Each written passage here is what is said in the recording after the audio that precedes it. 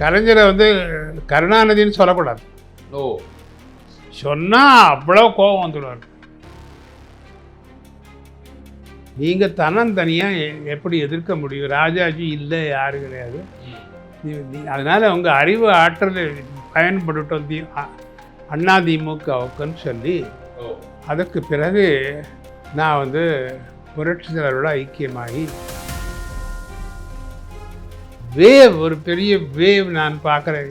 பெண்கள் எல்லாம் அந்த ரெட்டையில தலையில குத்தி வச்சுருக்கேன். அந்த மாதிரி ஒரு வேவ் நான் இதுவரையிலும் எந்த தேர்தலையும் பார்த்தது கிடையாது. இப்போ திண்டுக்கல் தேர்தலில் அதிமுக வெற்றி, அதிமுக ஸ்வீப் வெற்றி. ஓ, அவர் திடீர்னு மயக்கம் வந்துடுச்சு புரட்சி தலைவர் தலைவர் எம்ஜிஆர். உடனே பிளட் டெஸ்ட் பண்ணால் வந்து கிட்னி ஃபெயிலியர்னு நல்லா தெரிஞ்சுது.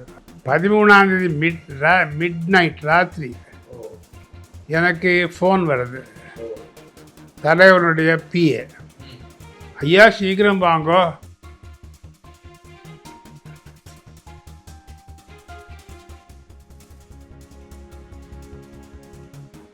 ஸ்ரீபோகரின் சுகாலியா ரோமட்டாய்டு ஆர்த்தரைட்டிஸ், சொரியாட்டிக் ஆர்த்தரைட்டிஸ், சொரியாசிஸ் முழுமையாக குணமாகிறது. தொடர்புக்கு 9994724123. ஜோதிடத்தின் பரிணாம வளர்ச்சி ஏஎல்பி ஜோதிடம். ஏஎல்பியில் படிங்க, உங்க வாழ்க்கை உங்க கையில். எல்லாம் ஆனதுக்கு பிறகு திண்டுக்கல் தேர்தல் வருது. நான் கொஞ்சம் ஃபாஸ்ட்டாக போகிறேன். திண்டுக்கல் தேர்தல் அங்கே இடைத்தேர்தல் வந்த உடனே அப்பொழுது அங்கே அதில் உசிலம்பட்டி எல்லாம் வருது. 6 தொகுதிகள். திண்டுக்கல் தேர்தல் அங்கே இடைத்தேர்தல் வந்த உடனே அப்பொழுது அங்கே அதில் உசிலம்பட்டி எல்லாம் வருது. 6 தொகுதிகள். திருமங்கலம்னு ஒன்று வரும், அதுவும் வருது. சரி. அவர் காமராஜர், பெருந்தலைவர் காமராஜர் என்எஸ்சி சித்தன் அவர்களை வேட்பாளராக நியமித்தார். புரட்சித்தலைவர் எம்ஜிஆர் அவர்கள் மாயத்தேவரை வேட்பாளராக அறிவித்தார். திமுக ஒருத்தர் ஆரம்பித்தாங்க. இந்திரா காங்கிரஸ் ஒரு வேட்பாளர் ஆரம்பித்தாங்க. நான் அப்போ வந்து இந்த கூட்டணியில் இருக்கேன். ஸ்தாபன காங்கிரஸ், சுதந்திரா கூட்டணி, ராஜாஜி இல்லை கூட கூட்டணி இருக்குது. நான் அப்போ பார்த்தேன். அப்போ போய் பார்க்கும்போது 13ஆம் தேதி 5வது மாதம், அது என்னுடைய திருமண நாள். 73வது ஆண்டு. சரி. அது இப்போ அந்த நாளில் ஒரு கூட்டம் மதுரையில். நெடுமாறன் மாவட்ட தலைவர் காங்கிரஸ் எல்லாரும் கூப்பிட்டு எல்லா கட்சி பணி எல்லாம் எப்படி இருக்கு, எல்லாரும் வந்து நாங்கள் ஜெயிச்சிடுவோம் அப்படி இப்படின்லாம் சொன்னாங்க. நான் ஒரு மாதிரியாக உட்காந்துருந்தேன். அண்டே பாரு ஒரு மாதிரியாக இருக்க, என்ன விஷயம், ரொம்ப கஷ்டம் சார். ஒரு பெரிய வேவ் நான் பார்க்குறேன். பெண்கள் எல்லாம் இந்த ரெட்டையில தலையில குத்தி வச்சுருக்கேன். அந்த மாதிரி ஒரு வேவ் நான் இதுவரையிலும் எந்த தேர்தலையும் பார்த்தது கிடையாது. அதனால் அது ஸ்வீப்பு அங்கே வர்றதுக்கு பார்த்தீங்களா அவர் எப்படி பேசுகிறாரு, அது சரி, சோர்வடையாமல் வேலை செய்யுங்கன்னு சொன்னார். அதில் வந்து அமோகமான வகையில் நான் சொன்ன மாதிரியாக அவர் வந்து 2,60,70,000 ஓட்டில் 60,000 சில்லற ஓட்டில் மாயத்தேவர், 1,10,000 ஓட்டு ஸ்தாபன காங்கிரஸ், 92,000 ஓட்டு ஏதோ திமுகவுக்கு, 10,000 சில்லற ஓட்டு இந்திரா காங்கிரஸ். அது முடிஞ்சு போச்சு. இதெல்லாம் நடந்து இங்கே ஆட்சி.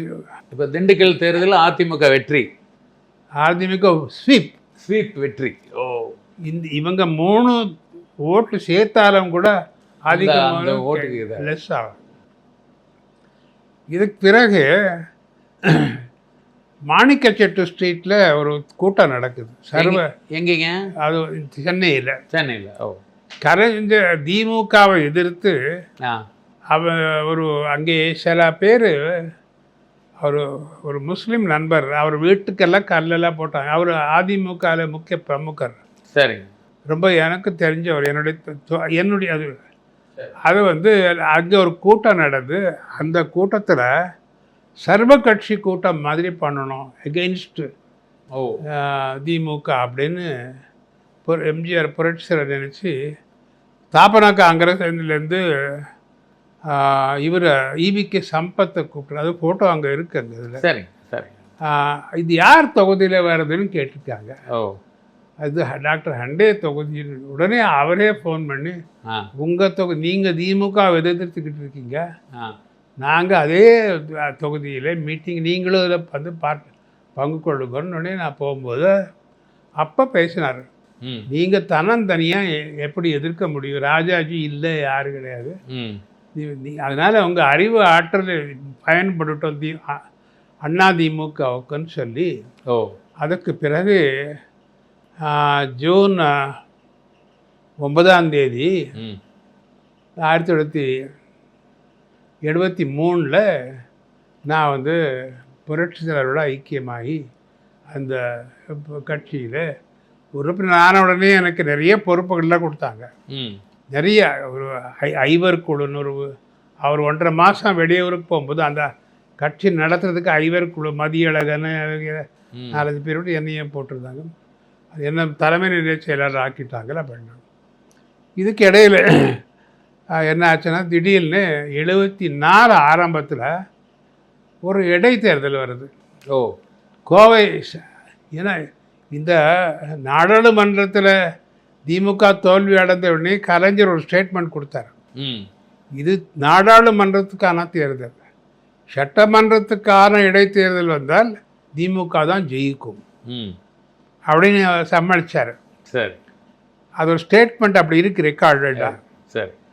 ஸோ அதே மாதிரி சட்டமன்றத்துக்கு இடைத்தேர்தல் வந்தது கோவை மேற்கு. அங்கே பாராளுமன்றத்துக்கும் அது ஒரு பகுதி. கோவை நாடாளுமன்றத்துக்கும் இடைத்தேர்தல். மோகன் குமார மங்கலம் ஒரு ஏர் கிராஷில் அவர் இறந்து அமரரானார். அவரோட அந்த இடத்துல வருது. அங்கே பார்வதி கிருஷ்ணன் ஏடிஎம்கே கம்யூனிஸ்ட்டு கட்சி அப்போ அந்த கூட்டணி இருந்தது. அதனால் புரட்சித்தர் என்ன பண்ணாருன்னா சட்டமன்றத்துக்கு அரங்கநாயகத்தை போட்டார், நாடாளுமன்றத்தை கம்யூனிஸ்ட் கொடுத்தாரு. சரி. பார்வதி கிருஷ்ணன் அங்கே வேட்பாளர். அந்த எனக்கு வந்து பாண்டிச்சேரி எலெக்ஷன் அதே நேரத்தில் வந்தது. ஸோ புதுவை அந்த 21 சின்ன குட்டி குட்டி தொகுதி அது. சரி. அங்கே வந்து பாண்டிச்சேரி 6 தொகுதி காரைக்கால். காரைக்கால் தஞ்சாவூர் பக்கத்தில். அதனால எஸ்டி சமசுந்தரத்துக்கு காரைக்கால் கொடுத்து எனக்கு வந்து நான் தேர்தல் எக்ஸ்பர்ட்ன்ற ஒரு ஃபீலிங் அவருக்கு இருந்தது.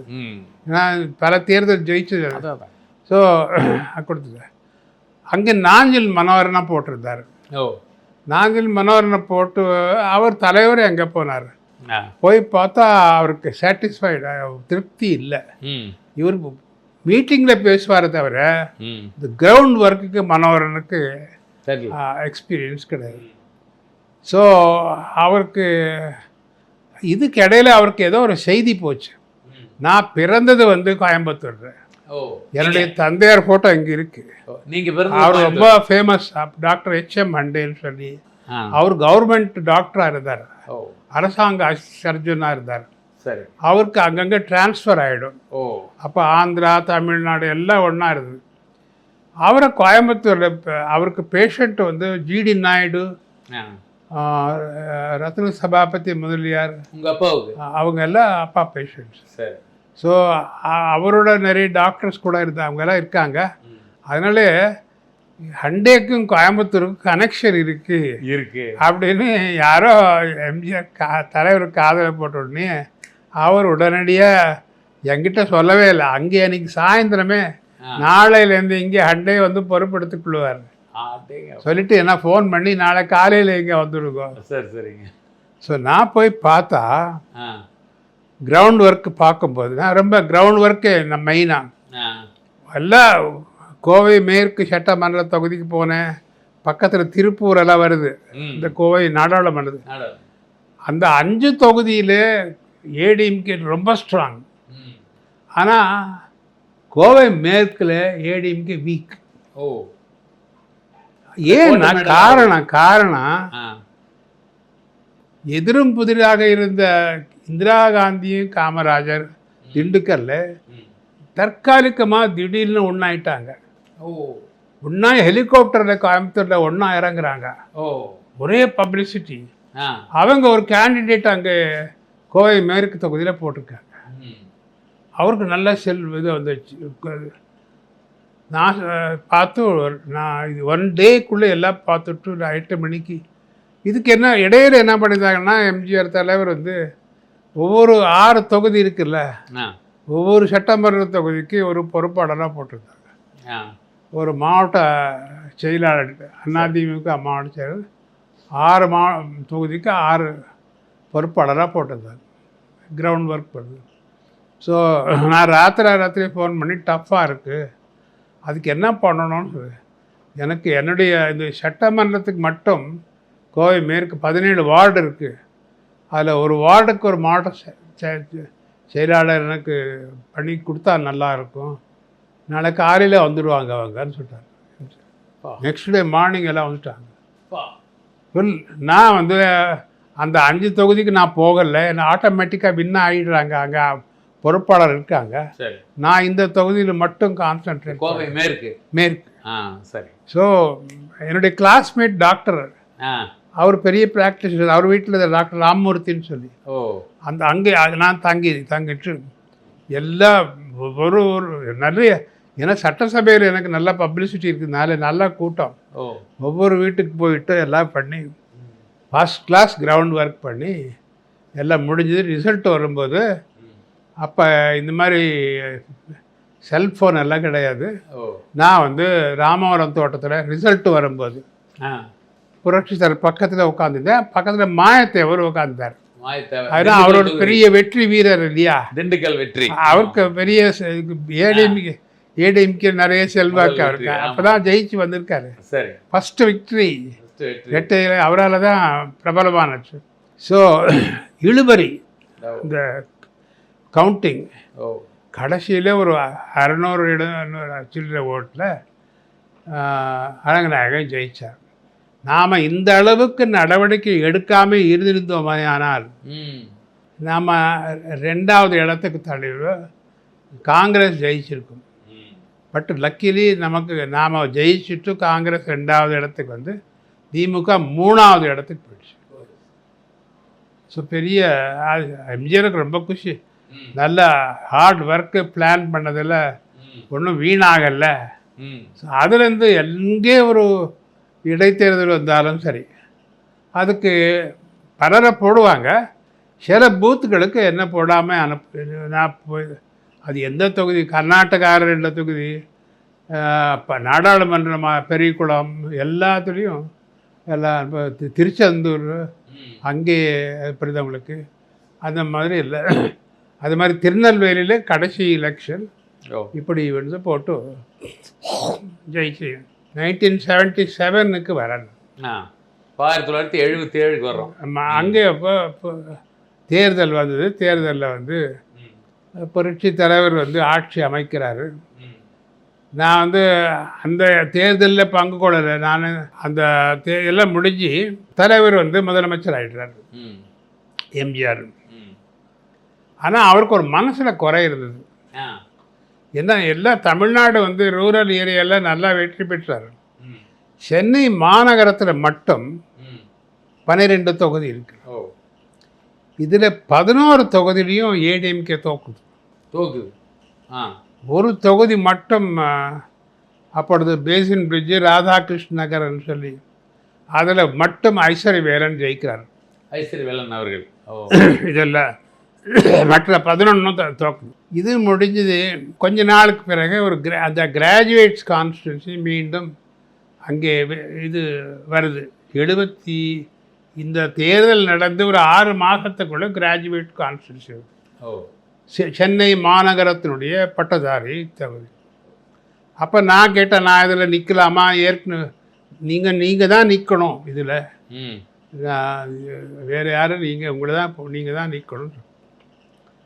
அதில் நான் நின்றுட்டு என்ன ஆயிடுச்சுன்னா, ஃபஸ்ட் டைம் எனக்கு கிடைச்ச ஓட்டை விட இப்போ எனக்கு கட்சி பலம் வருது. ஃபஸ்ட் டைம் நான் சுயேட்சா நின்னேன்.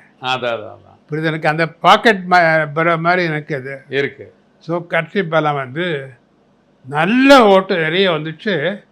எனக்கு அடுத்தது திமுக மீசா கணேசனுக்கு டெபாசிட் போச்சு. அப்பா.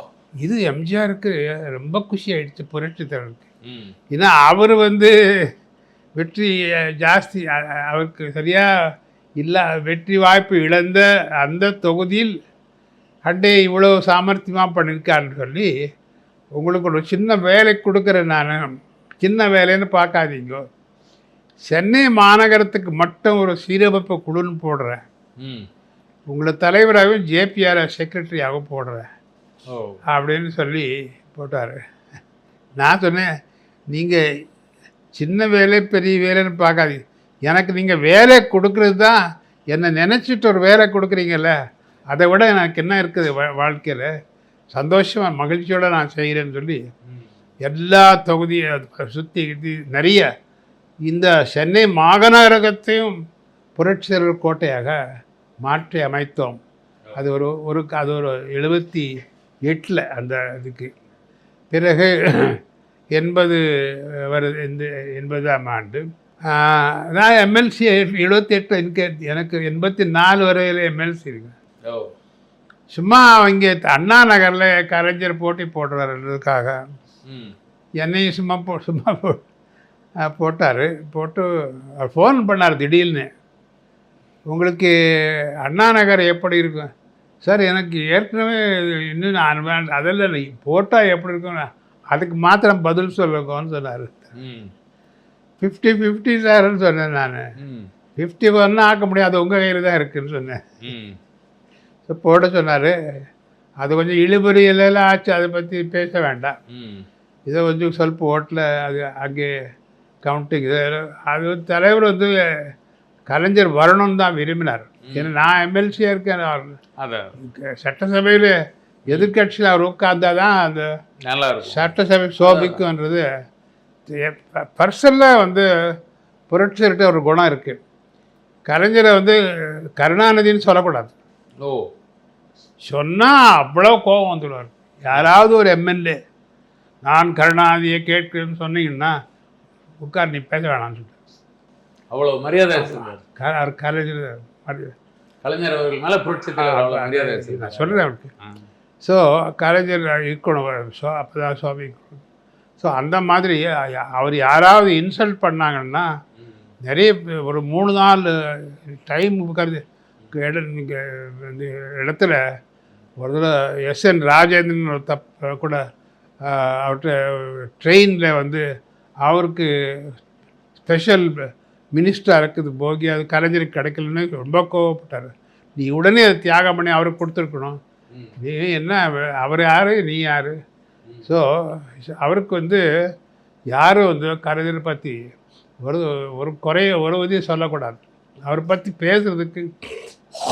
அதே மாதிரி ராஜாஜி கூட பெரியாரை பற்றி அவரை திருப்திப்படுத்தணும்னு சொல்லி ஏபி ராமேக்கர்னு சொன்னீங்கன்னா உட்கார், நீ பேச அவரை பற்றி பேச தகுதி இல்லைன்னு சொல்லி.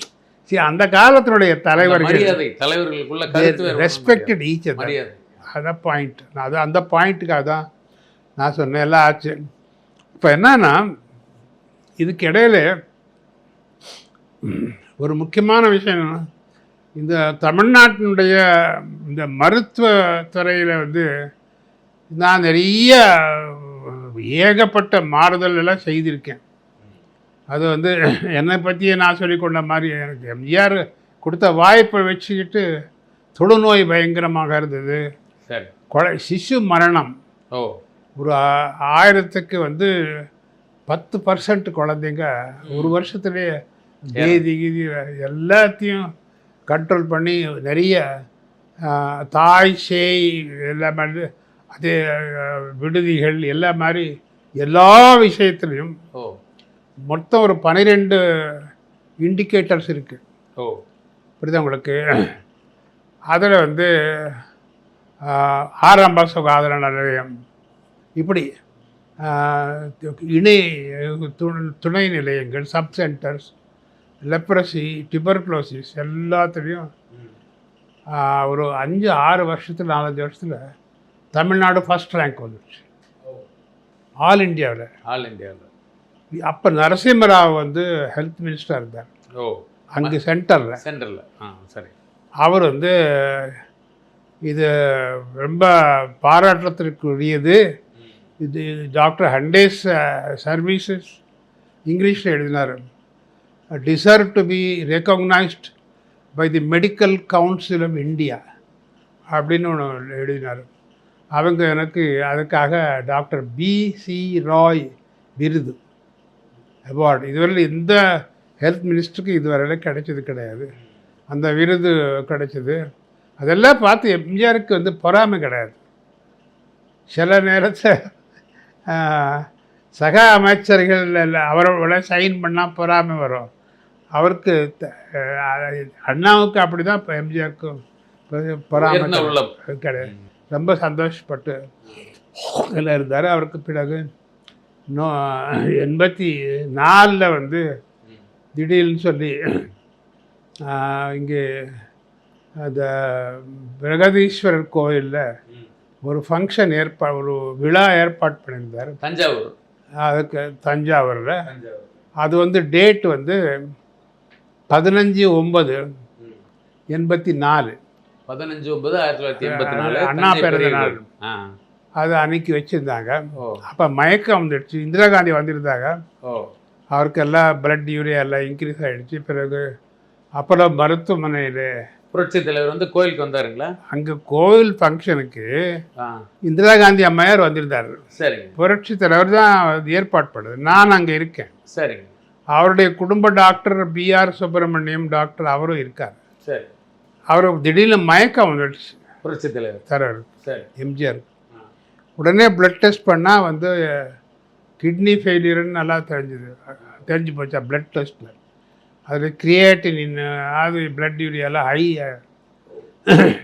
பிறகு 15ஆம் தேதி அப்புறம் கொஞ்சம் சமாளிச்சுக்கிட்டு எல்லாம் ஆச்சு. பிறகு ஒரு 2 வாரத்துக்குள்ளே 5ஆம் தேதி அக்டோபர் 15/9 இது நடந்தது. மிட் நைட் ரொம்ப சீரியஸ் ஆகிடுச்சு.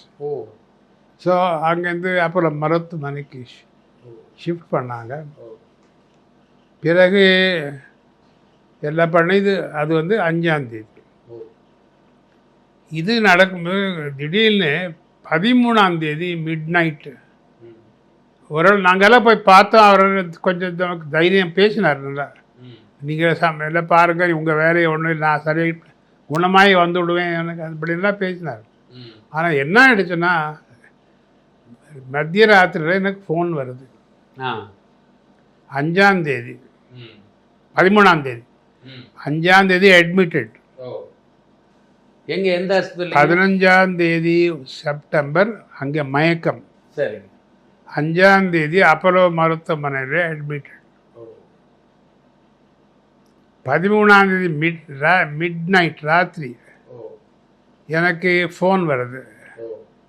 தலைவனுடைய PA, ஐயா சீக்கிரம் வாங்கோ, கான்ஷியஸ்னஸ் போயிடுச்சு, சீக்கிரம் வாங்கோ அப்படின்னு போனது. நான் கவர்மெண்ட் காரு நானே, நான் குட் டிரைவர் ஆல்சோ, நானே ஓட்டிக்கிட்டு அங்கே போயிட்டு பார்த்தா CT ஸ்கேன் ரூம்லேருந்து வராரு.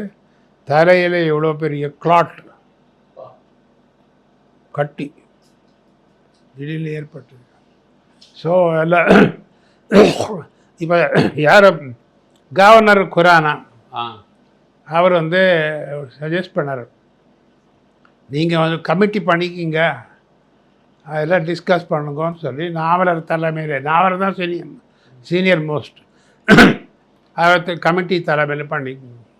ஸோ நாவலர் தலைமையில் ஒரு கமிட்டி ஏற்பாடு பண்ணி எல்லாம் டெய்லி நாளுக்கு நாள் பத்திரிக்கை நிருபர்களுக்கு அண்டே தான் வந்து செய்தி சொல்லணும், ஸ்போக்ஸ்மேன் அவர் தான் பண்ணணும் அப்படின்னு சொல்லி அமெரிக்காவிலேருந்து சில எக்ஸ்பர்ட்ஸ் கொண்டு வர்றதுன்னு சொல்லி முயற்சி பண்ணி நான் என்னை பொன்னையனை பார்த்துட்டு பேசுறது.